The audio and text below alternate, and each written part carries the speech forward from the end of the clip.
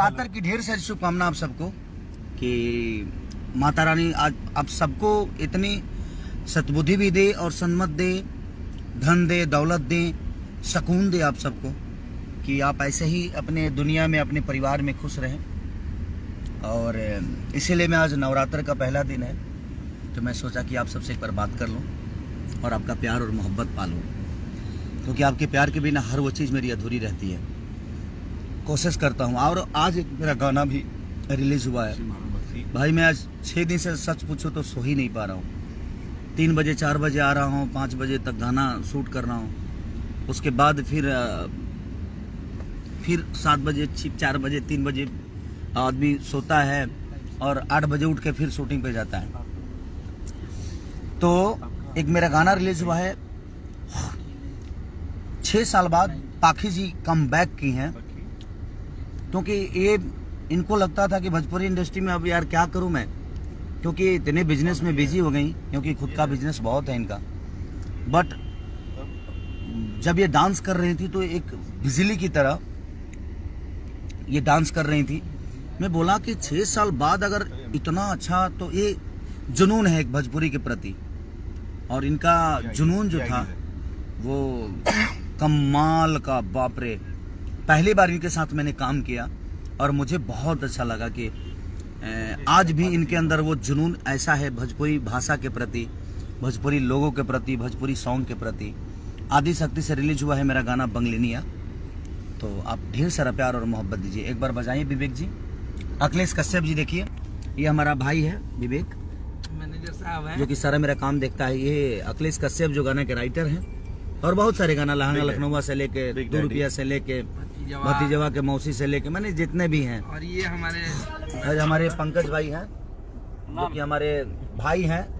और आप बात कर सकती हैं भैया की ऑडियंस से। हेलो 6000 लोग। हाय एवरीवन, आप लोग कैसे हैं? बहुत अच्छा लग रहा है।